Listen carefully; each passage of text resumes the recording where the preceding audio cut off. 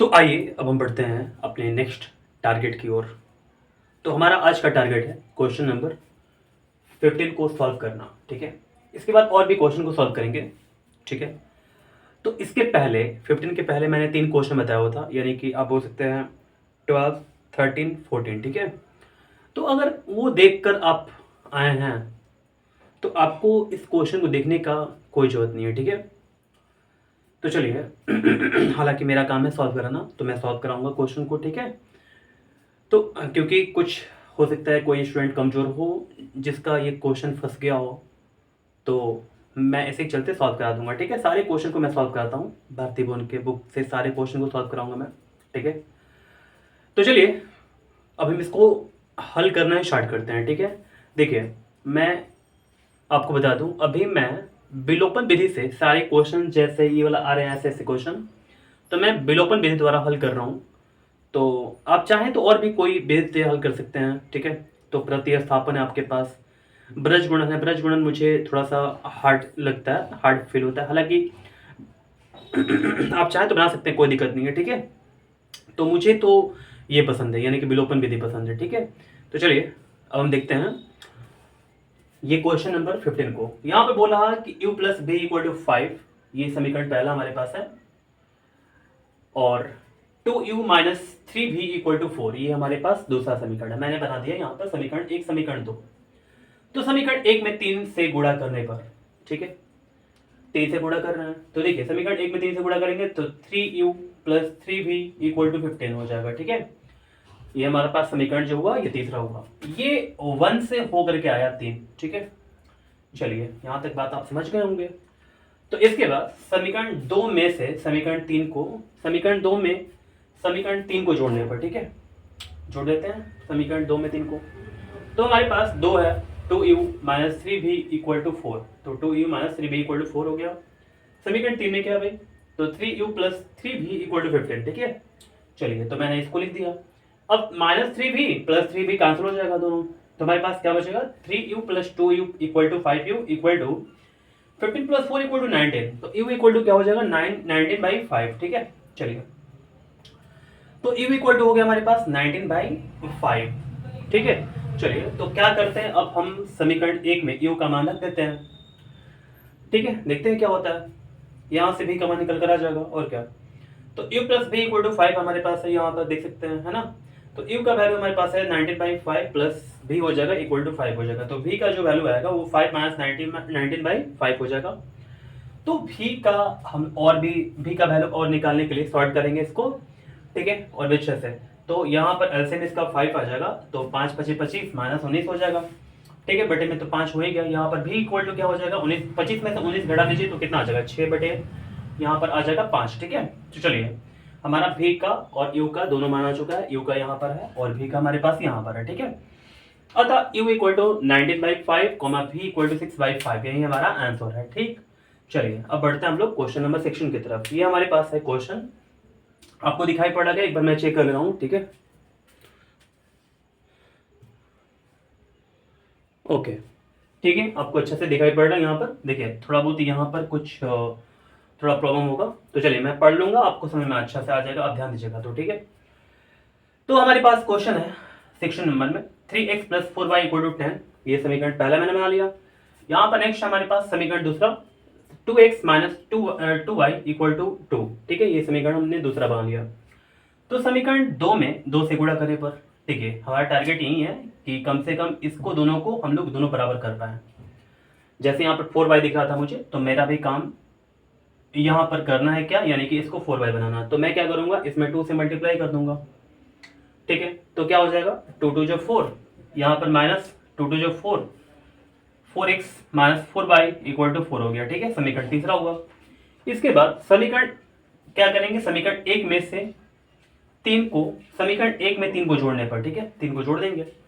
तो एक हमारे पास देखिए, यहाँ पर मैं आपको बता दूं तो कंफ्यूजन नहीं होइएगा, 2 से ये मिलकर बना हुआ है 3, तो एक में से तीन को घटाने पर, तीन को जोड़ने पर, माफ कीजिएगा, समीकरण एक में तीन को जोड़ने पर, तो जोड़ते हैं 3x plus 4y equal to 10 हो गया हमारे पास, और हमारे पास क्या है 3 में 4x minus 4y equal to 4। ठीक है, तो चलिए यहाँ आप देख सकते हैं ये पॉजिटिव है ये नेगेटिव है, तो दोनों ये कैंसिल हो जाएगा, और हमारे पास ये बचा, तो 4x plus 3x equal to 7x equal to 14 हो गया। 7 टू जब 14, x इक्वल टू 2 आ गया हमारे पास। ठीक है, चलिए यहाँ तक आप बात समझ गए होंगे।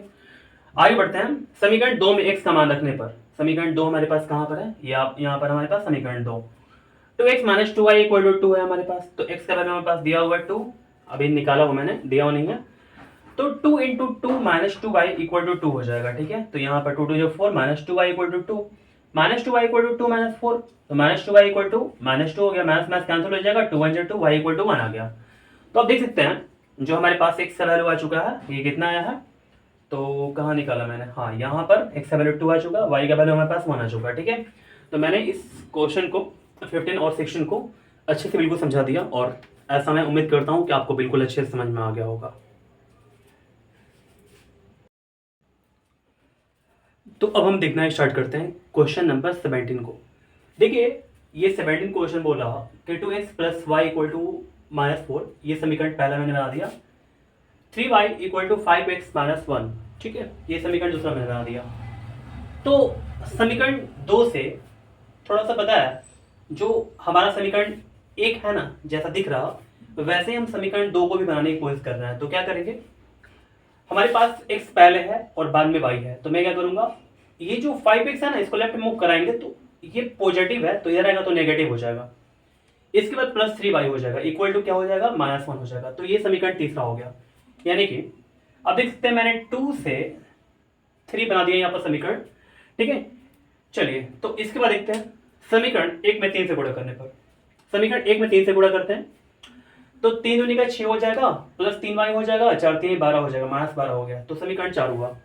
तो 2 से 3 को कन्वर्ट किया और 1 से मैंने 4 को कन्वर्ट किया। ठीक है, चलिए यहां तक आप बात समझ गए।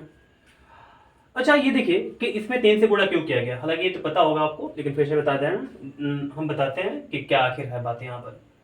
देखिए मैंने देखा कि यहाँ पर 3y है ना, अगर हम समीकरण 1 में भी हम 3y लाना चाहते हैं यहाँ पर, तो इसमें 3y से तो गुणा करना पड़ेगा, 3 से गुणा करना पड़ेगा। ठीक है, तो मैंने इसी चलते यहाँ पर 3 से गुणा किया। ठीक है, तो चलिए 3 से गुणा कर दिया मैंने, यहाँ पर समीकरण 4 ला दिया। अब क्या करते हैं, समीकरण 3 में से 4 को घटाने पर, समीकरण 3 में से 4 घटा लेंगे तो देखिए 3 हमारे पास ये वाला है, इसको यहाँ पर लिख देंगे, 4 हमारे पास ये वाला है, इसको यहाँ पर लिख देंगे, घटाएंगे, यहाँ पर प्लस है तो यहाँ माइनस हो जाएगा, यहाँ प्लस है माइनस हो जाएगा, यहाँ माइनस है यहाँ प्लस हो जाएगा। अपोजिट चेंज हो जाता है, जैसे यहाँ पर पॉजिटिव है ना तो यहाँ पर नेगेटिव हो जाएगा, यहाँ पॉजिटिव है तो यहाँ पर नेगेटिव हो जाएगा, यहाँ पर नेगेटिव है तो यहाँ पर पॉजिटिव हो जाएगा। ठीक है, चलिए तो आपको अगर आपको ये बात समझ में नहीं आ रहा होगा कि आखिर क्यों ऐसा करके हो जा रहा है, तो थोड़ा ध्यान दीजिएगा। देखिए मैं बताता हूँ आपको, जैसे इसको मैं यहाँ पर लिख देता हूँ, जैसे -5x प्लस 3y इतना हो गया। इसके बाद यहाँ पर प्लस 6x प्लस 3y, तो मैं ऐसे लिख सकता हूँ 6x, यहाँ पर क्या हो गया, प्लस 3y हो गया। ठीक है, बीच में माइनस का चिन्ह क्योंकि हमको घटाना है ना। इसके बाद आप देख सकते हैं यहाँ पर -1 है, इक्वल टू लिख देंगे ऐसे करके -1 और इसको ब्रैकेट डाल देंगे, -12 हो गया। ठीक है, अब देखिए इसको तोड़ते हैं हम, तो -5x plus 3y minus 6x minus 3y हो जाएगा, क्योंकि इसमें माइनस में मल्टीप्लाई होगा, इसमें माइनस से मल्टीप्लाई होगा। अब यहाँ पर देखते हैं -1 और यहाँ पर माइनस माइनस प्लस हो जाएगा इसमें मल्टीप्लाई करके। ठीक है, तो देख सकते हैं यहाँ पर 5x जो है ये माइनस में है ही, यहाँ पर जो प्लस 3x है तो यहाँ पर प्लस में है ही। ठीक है, -6x है तो यहाँ पर -6 में आ गया, यहाँ पर -3y है तो यहाँ पर -3y में आ गया, यहाँ पर -1 है तो -1 है, यहाँ पर प्लस 12 है तो यहाँ पर प्लस 12 हो गया। ठीक है, चलिए तो यहाँ तक मैं समझा दिया, उम्मीद करते हैं ये बात आप पूरा अच्छा सब समझ गए होंगे। ठीक है, आपको अब परेशानी नहीं होगा। तो चलिए इसको हम लोग सॉल्व करते हैं। -5x minus 6x equal to -11x equal to क्या हो जाएगा, -1 और प्लस 12 तो क्या हो जाएगा, 11 हो जाएगा। 11 से 11 कैंसिल हो जाएगा तो माइनस यहाँ बचा होगा, तो x इक्वल टू -1 हो जाएगा। ठीक है, समीकरण 2 में x का मान रखने पर, समीकरण 2 में x का मान रख देते हैं। समीकरण 2 हमारे पास कहाँ पर है, यहाँ पर है। तो 3y equal to 5x minus 1, तो हम लोग को इसमें पुट कर देंगे -1 को। ठीक है, x के वैल्यू को, तो 3y इक्वल टू 5 इंटू -1 हो जाएगा यहाँ पर।